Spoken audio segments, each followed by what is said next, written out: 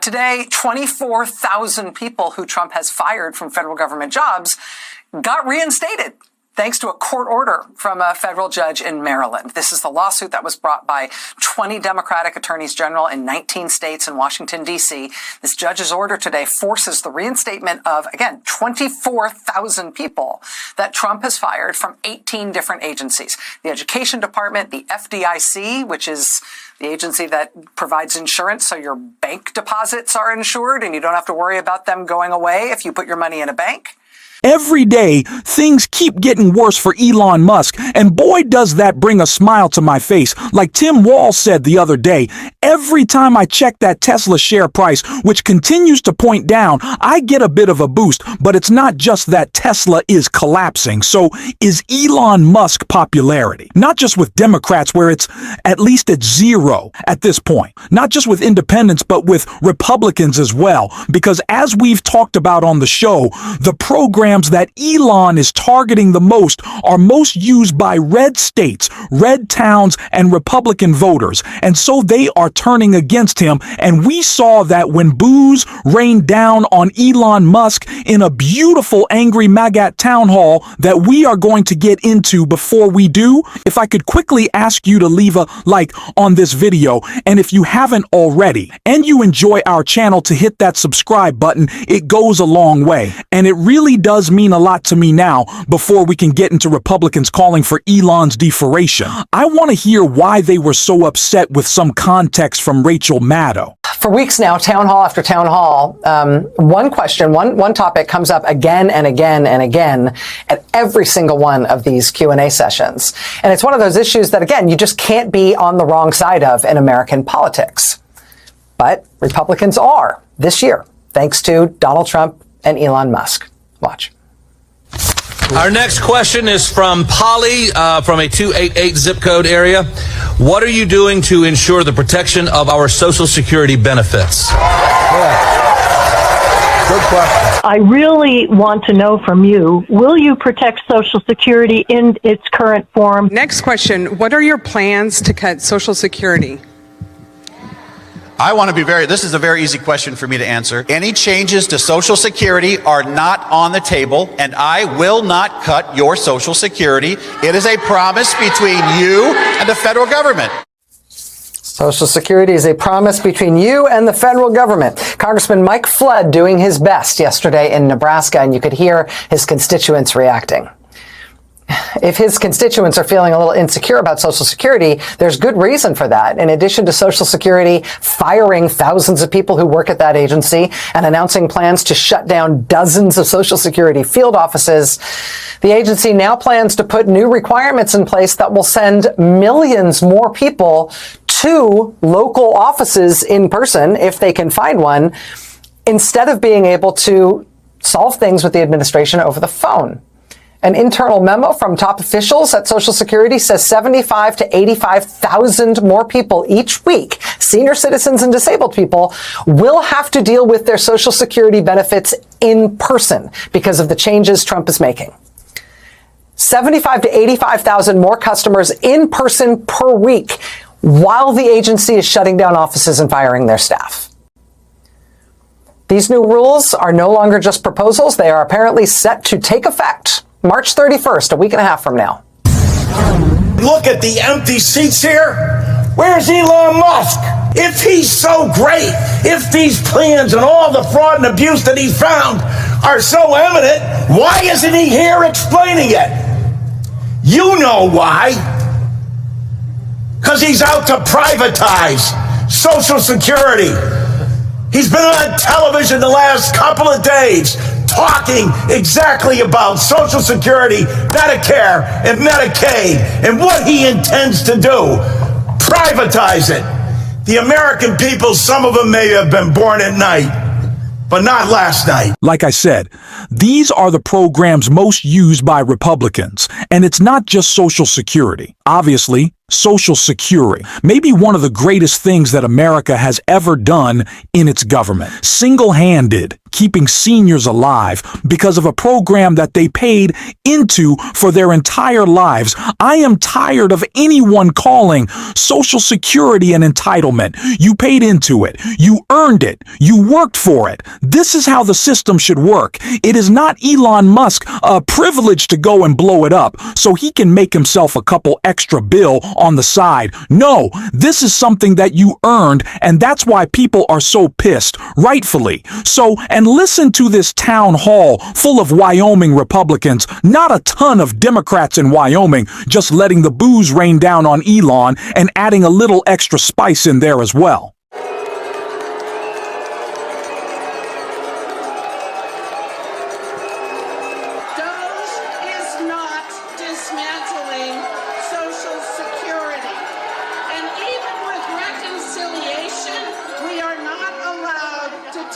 Social Security. The work that I have specifically been doing, I am on the Judiciary Committee and the Natural Resources Committee. I worked for the U.S. Department of Agriculture, helping Wyoming family farmers deal with drought until I was fired a month ago in the mass firings, and despite only having the highest marks in my performance review.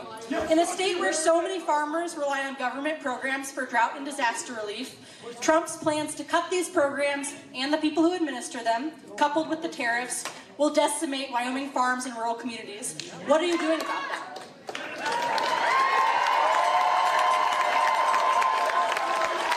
I disagree.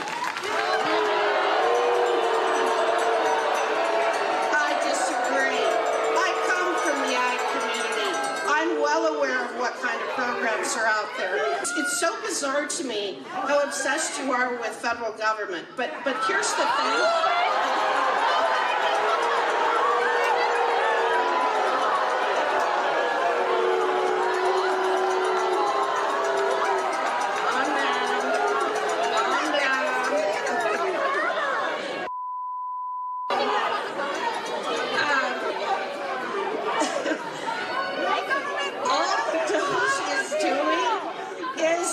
You guys are going to have a heart attack if you don't calm down. I'm sorry. Your hysteria is just really over the top. I love it. I love that the booze are raining down. I love the deport. Elon chants. I'm fully on board with the deporting Elon. I talked to Jasmine Crockett the other day, and I think y'all saw that photo, of the lovely conversation that we had. And I asked her, I said, Kirish woman, you said that Elon should off. Does that mean that you think he should maybe skedaddle out of the country? Maybe we should aid in that process. And she said, absolutely. We should getting rid of Elon Musk. And I think Republicans can agree with that as well. It's a bipartisan issue. We talked to Congressman Greg Kazar yesterday, and he said the same thing. I think we can all get behind getting rid of Elon Musk, and I think we can all get behind at this point wanting to get rid of Donald Trump. Because like we've seen in these town halls, people are furious. It's not just about the domestic policy, but the foreign as well. And we saw that when Donald Trump was senselessly booed for his attacks on Zelensky and his Putin praise. And I want to play that clip. And then a great breakdown of how Donald Trump is trying to really just normalize relations with Russia. A very scary action taking place within the White House from Rachel Maddow right here. Question is here. Hi, I do want to thank you for actually doing a town hall, so thank you for that. The rest of it's probably not going to be so pleasant. So first of all, I do want to say shame. I want to say shame for your comment, your quote that you said, President Zelensky's approach today was disrespectful to President Trump and undermines the goal of bringing peace and that. So shame on that. But, second of all, I am the daughter, the niece, the sister of veterans, Korea veteran Iraqi war. I have received the American Legion Auxiliary newsletter for quite a long time. For decades, they have stated that we are underfunded and understaffed. Repeatedly stated that. You have said otherwise with Doge. Who's lying? Them or you?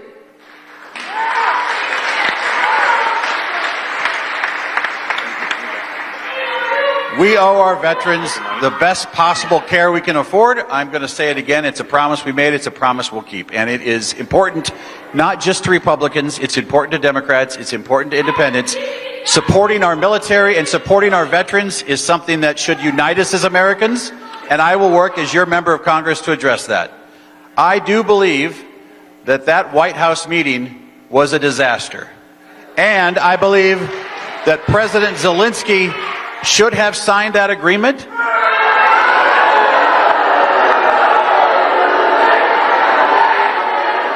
The other thing I believe is that you read from a press report, and in that same press report, I said 4 things. I said, number 1, Ukraine should give up no land to Russia. They should return the 20,000 kidnapped kids. We should support NATO, and we should have better relations with Ukraine. That has been my position on Ukraine from the start. Next question. All right. We have another question from over here.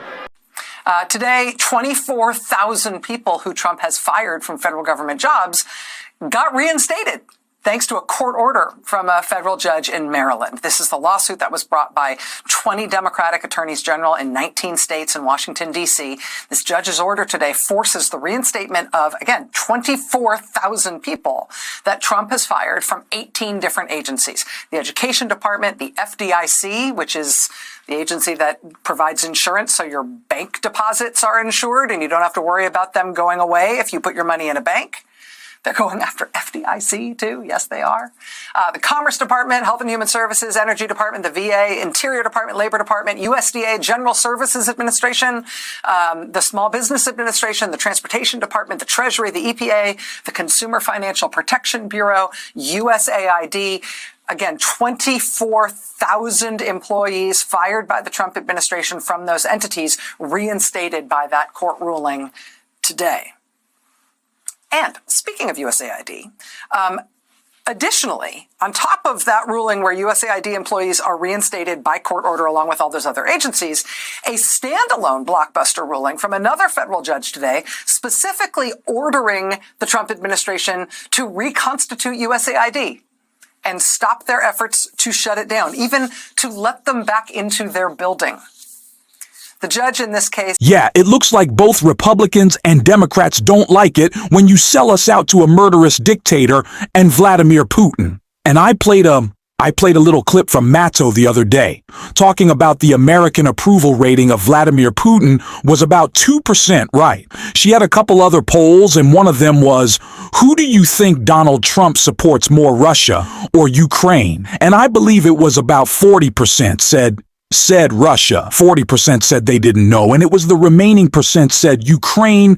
I think it was even smaller. I think there were some people who didn't answer, and it's like 5% said Ukraine. We know where Donald Trump stands, and the average American is not happy about it. There are so many ways that we can fight back against Donald Trump, that we can shift public opinion against him as we approach the midterms. And it's not just the midterms, by the way. We do have elections coming up in other places in New Jersey, in Virginia. We have special elections in Florida, in New York, all throughout the country, in Texas. We can still fight back right now. And we are going to on the show every single day. And if you want to support that, as always, you can hit that subscribe button. You can leave a like on this video, and if you're stuck around to the end, you drop a blue heart in the comments. And until next time, I'll see you soon.